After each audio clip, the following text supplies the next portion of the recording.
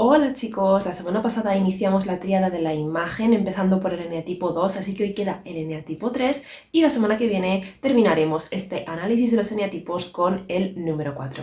Pero por hoy vamos a hablar de los treses, también llamados triunfadores. Y como siempre vamos a atacar primero a los 4 pilares básicos: la herida, la pasión, la fijación y el mecanismo de defensa. La herida del eneatipo 3 es: no soy valioso, no valgo para nada. Por lo tanto, se empeñan en ponerse una máscara de triunfador, de exitoso, que esconde su verdadero yo, aquel del que no están tan orgullosos y que creen que no vale para nada. Acordaros de esto, que es importante lo de la máscara, porque se autoidentificarán en exceso con esa máscara que se ponen, que creen que es lo que les hace valiosos y no su verdadero yo.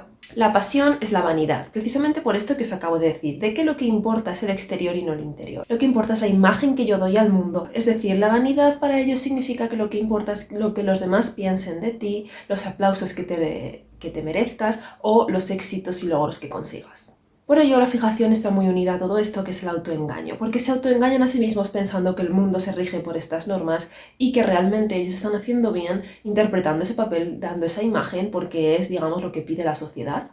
Por último, su mecanismo de defensa es la identificación, porque después de fingir durante tanto tiempo ese personaje, esa máscara que tienen los treses, acaban identificándose más con ella que consigo mismos. De hecho, en muchos casos no saben quiénes son de verdad ni cómo son de verdad, porque se identifican en exceso con el personaje que han creado y no con la persona que son. Hasta aquí ya habéis visto que los 4 puntos son bastante fuertecitos, venimos fuertes con el eneatipo 3, así que vamos a empezar con esa descripción general, empezando por algunos de los adjetivos que Gonzalo Morán le dedica al 3 en su blog. Carismáticos, eficientes, gran habilidad social, extremadamente seguros por fuera e inseguros por dentro, asertivos, competitivos, egocéntricos, buscadores de estatus, ambigüedad entre frialdad y calidez, tenaces, superficiales, materialistas, ambiciosos o adictos al trabajo.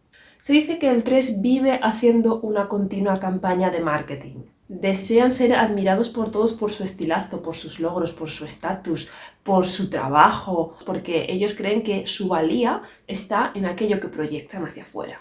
El 3 vive en una carencia, ¿no? En un punto medio entre el 2 y el 4 en ese sentido de la carencia, pero tienden a estar más bien vacíos por dentro que tener esa abundancia que tienen los doses. Pero básicamente la metáfora con la que yo me gusta identificar los treses es como una tienda que tiene un escaparate súper vistoso que tiene mogollón de buena pinta, pero que cuando luego tú entras a la tienda no tienen stock, no tienen nada y está vacío y no saben ni qué ofrecerte.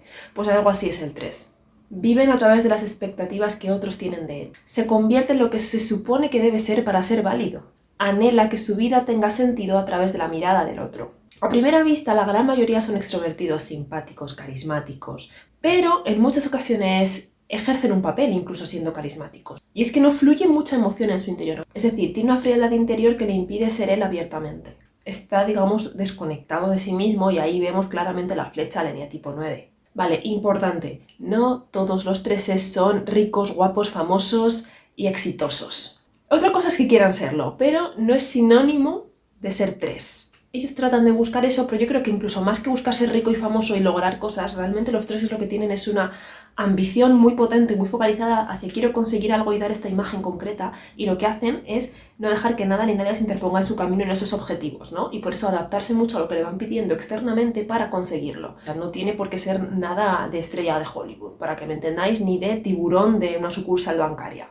Asociar la valía que tienen a la imagen que dan y los éxitos que proyectan hacia los demás. Según las palabras del propio Claudio Naranjo, esta vanidad es una preocupación apasionada por la propia imagen, una pasión de vivir para los ojos de los demás y no para sí mismos. El blog de Heike, por otra parte, lo compara con el mito de Narciso, que se enamoró de su propio reflejo y no de su yo real. Y ese es el mayor problema que tienen los 3, es que muchas veces, no, o casi siempre realmente, no se dan cuenta de que están interpretando ese papel y de que no están siendo ellos mismos, sino están siendo las expectativas que los demás tienen de ellos, tienen tan asumido ese papel que es como que no se salen de ese papel.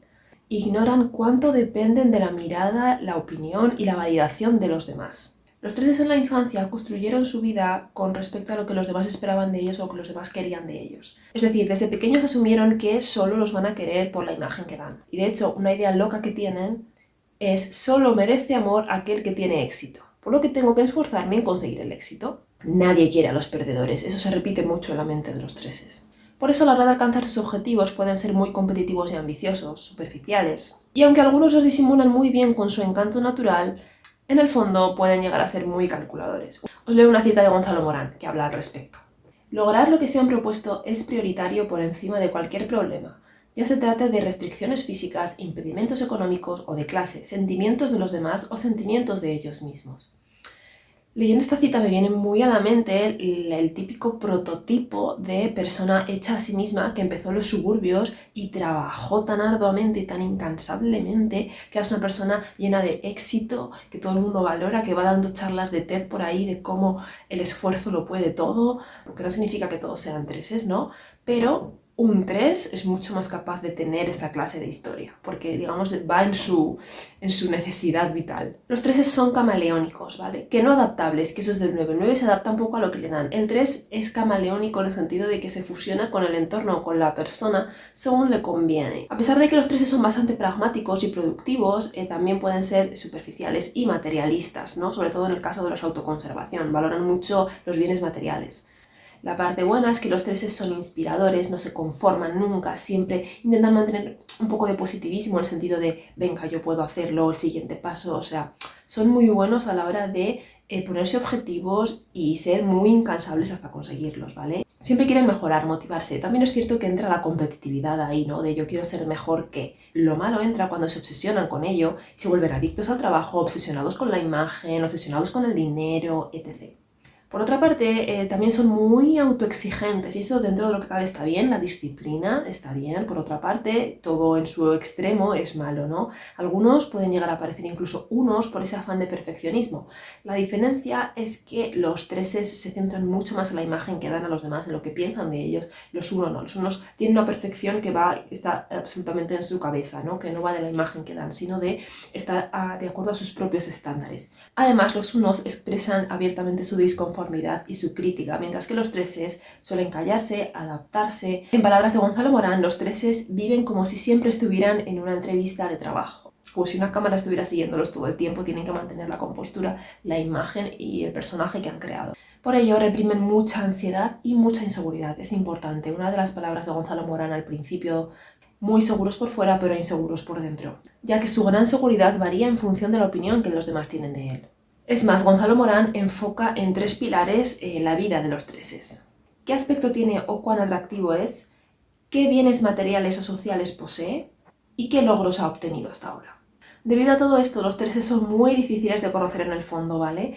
De hecho, ni ellos mismos se conocen y ese es el problema. Entonces tienen que empezar ese camino a la esencia de conocerse a sí mismos, de separar persona y personaje.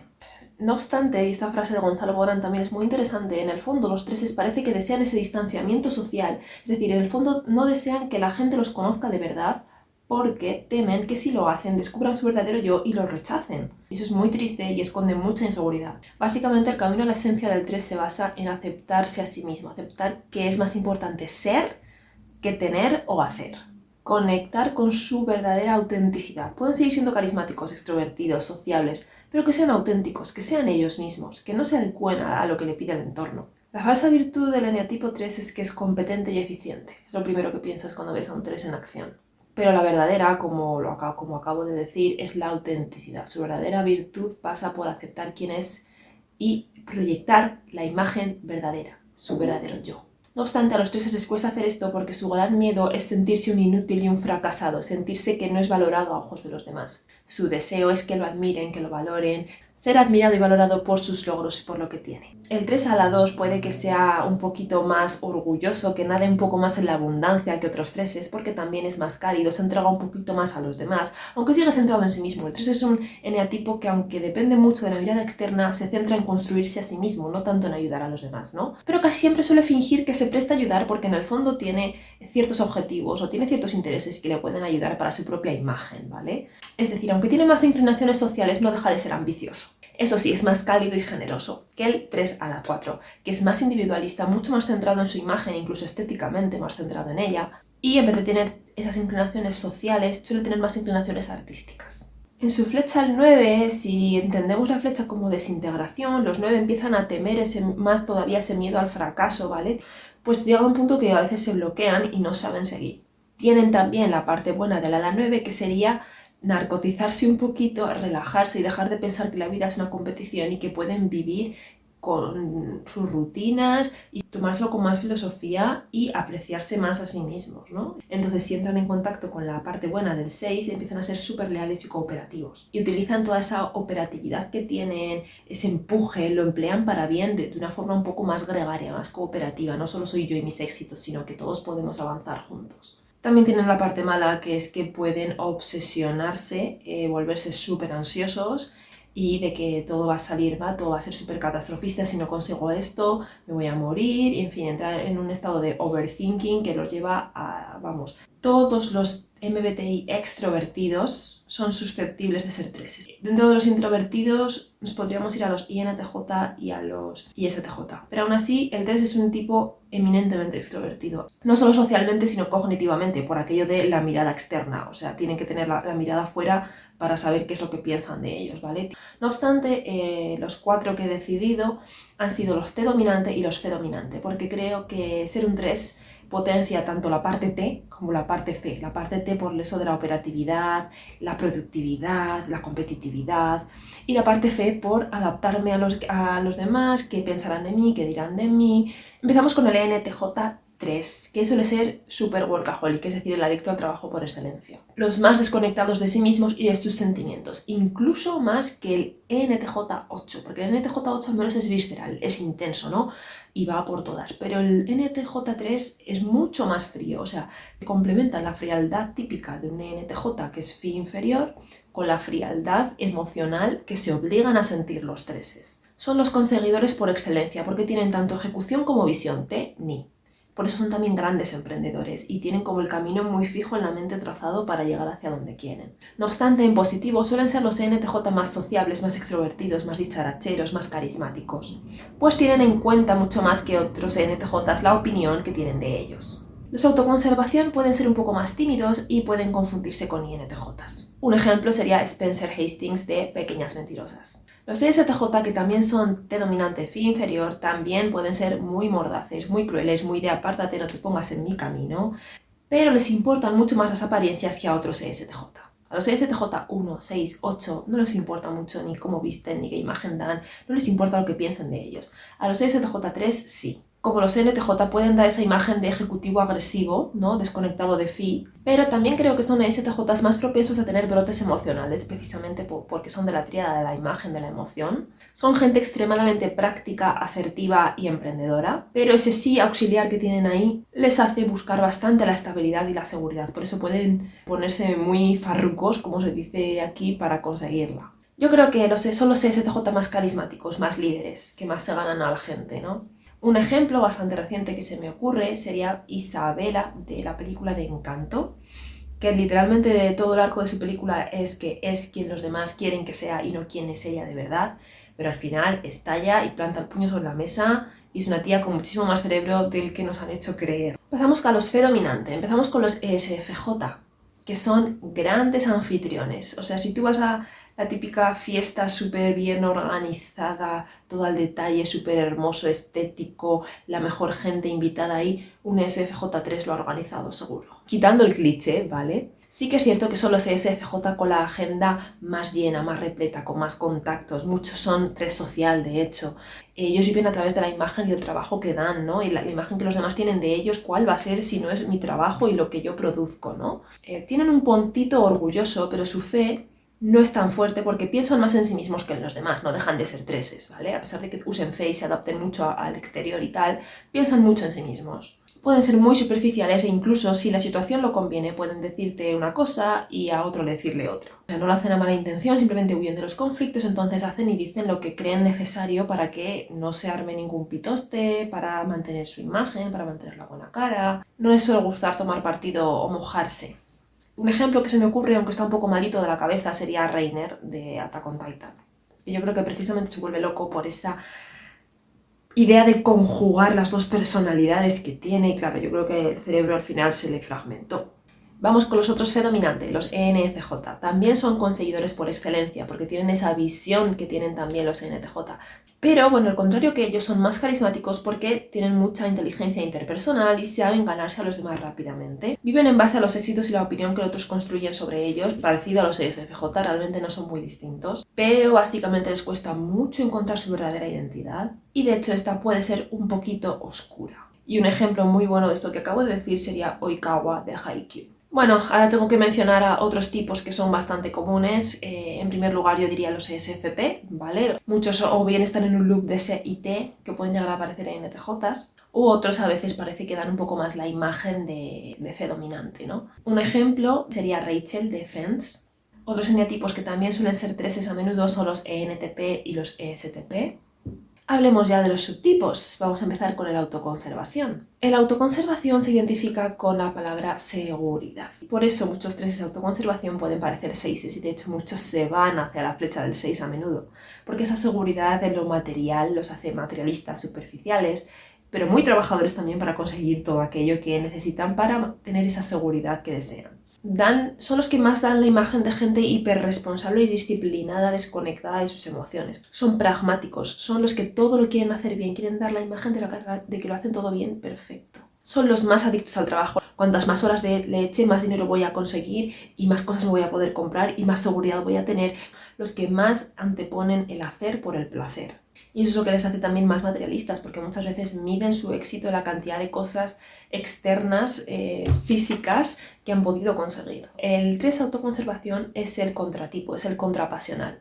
¿Por qué? Porque esta vanidad de la que hablamos en los 3 no es nada evidente en los 3 autoconservación. De ahí que muchos parezcan 1 o 6, ¿no? Porque parecen más conservacionales, cuando en realidad nada de eso. Son validosos y tienen una falsa humildad de aquí a Pekín. Pero su vanidad está en, yo no quiero decir nada, pero es que este coche me lo compré después de esta bonificación que me dieron porque, vamos, cerré una cuenta que me costó 2 años cerrarla, me lo merezco, ¿no? Por decir algo bueno de los 3 autoconservación, son los que menos intentan llamar la atención, o sea, de hecho no les suele gustar, suelen ser discretos, más tímidos, más introvertidos. Si hablamos de MBTIs introvertidos como INTJ o ISTJ, es más probable que sean 3 autoconservación. No obstante, el reconocimiento de sus logros y resultados sigue siendo más importante que ellos mismos. Un ejemplo que se me ocurre de la serie de El juego del calamar, Sanwo.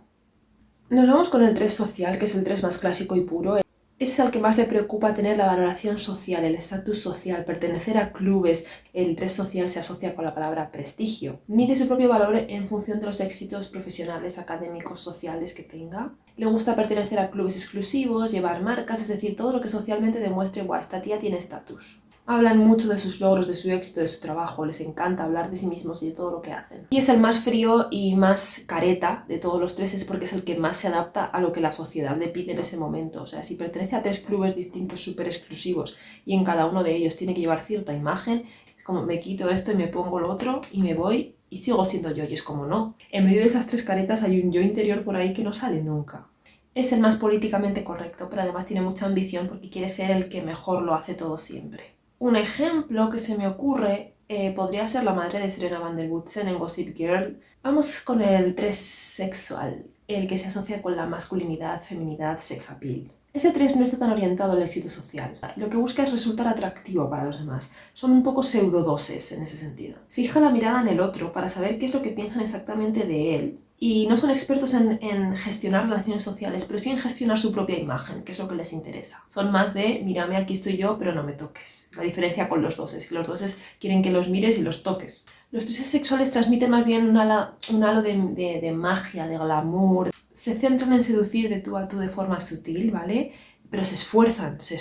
Por eso de ahí lo de construir la imagen, construir la actitud, seducir, pero para que lo admiren, no para entablar ningún tipo de conexión, ¿vale? Es lo que le diferencia del 2. Y por eso el 3 piensa y planifica esa seducción, no como el 2 que le sale muy natural. No obstante, los 3 sexuales también, contrario a lo que parezca, son los 3 más cálidos. Los 3 sexuales son más tímidos no se atreven tanto a hablar en público igual. Son los que más sufren la dicotomía entre ser intensos, como sexuales que son, y ser fríos, como son los 3. Y los 3 sexuales tienden a ser más dulces, más softs, pero también tienen la misma competitividad que los demás. Lo que pasa que en el fondo son bastante inseguros a la hora de relacionarse con otros, ¿vale? Un ejemplo que se me ocurre, porque realmente es difícil encontrar buenos ejemplos de treses sexuales en ficción, podría ser Amy Dunn de la película de Perdida. Y bueno, para hablar de otros treses tenemos también, por ejemplo, a Pétalo de las Supernenas, a Buzz Lightyear, a, por supuesto, Amy March de Mujercitas. Naruto también parece ser un 3, yo no he visto Naruto, así que ya me diréis qué pensáis.